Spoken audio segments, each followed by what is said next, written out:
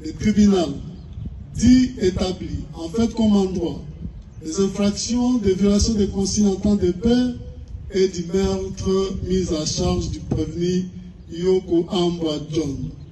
Le déclare coupable. En conséquence, le condamne à la peine de mort pour meurtre, à 10 ans de servitude pénale principale pour violation des consignes en temps de paix, faisant application de l'article 7 du Code pénal militaire, prononce l'unique peine la plus forte, celle de mort, confirme sa détention, ordonne la main levée de la saisie de l'arme de guerre de type AK-47 numéro CDF 97-184 sans chargeur et la restitue à la police nationale pour utilisation. Statuant sur les intérêts civils, le tribunal dit recevable fondé les actions en réparation mises par les partis civils Andoualand et les partis politiques SID.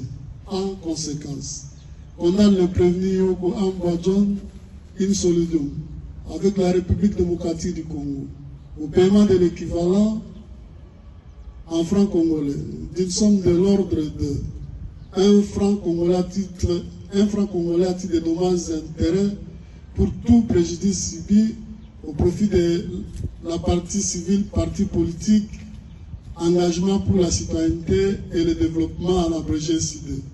50 000 $ américains à titre de dommages et intérêts pour tout préjudice confondu au profit de la partie civile Andoualand. Ainsi, jugé et prononcé à l'audience publique du tribunal militaire de Garnison de Kinshasa-Gombe de ce mardi 15 octobre 2024. Monsieur le Président du tribunal militaire de Garnison Kinshasa-Gombe, mon major, l'audience de séjour est levée. Nous n'allons pas être heureux totalement parce que c'est une vie humaine qui est partie. Mais sinon, par rapport au verdict qui est tombé, nous ne pouvons que être satisfaits de ces jours. C'est vrai que les prévenus disposent du droit de recours. Nous serons toujours là, mais nous sommes confiants qu'il sera toujours condamné à quelque niveau que ce soit.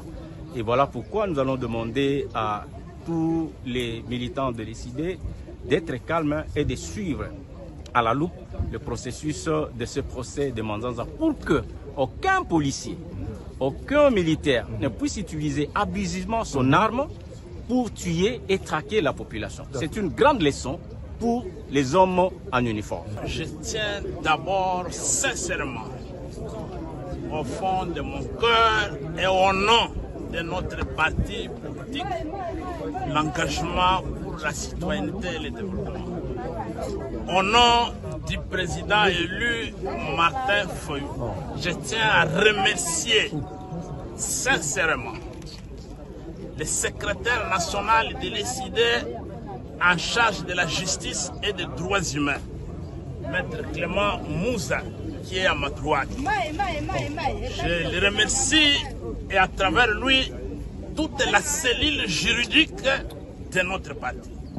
Ils ont conduit de maître ce procès avec beaucoup d'abnégation et de manière volontaire. Et aujourd'hui, nous venons d'avoir gain de cause. Les autres aspects, les avocats vont apprécier. Mais pour l'instant, nous avons le sentiment de satisfaction. Le droit a été dit. Le droit a gagné.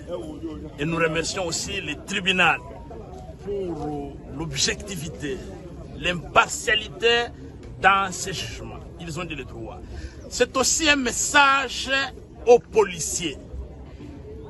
La police nationale a pour mission de sécuriser les personnes et leurs biens.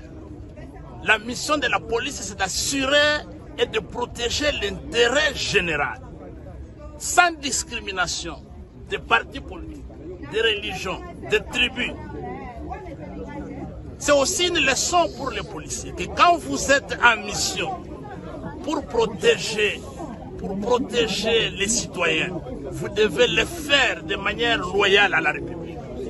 Et quand vous commettez les bêtises, vous ne serez pas protégé. Devant la loi, vous n'avez plus un chef qui vous donne les ordres. Devant les juges, vous n'avez plus un commandant, un colonel, un général qui va vous appuyer. Vous serez seul devant la loi. Et vous allez subir seul la sentence conformément à la loi. Ce qui nous reste maintenant en tant que parti politique, avec notre cellule juridique, nous allons veiller, nous allons surveiller pour que cette peine soit exécutée.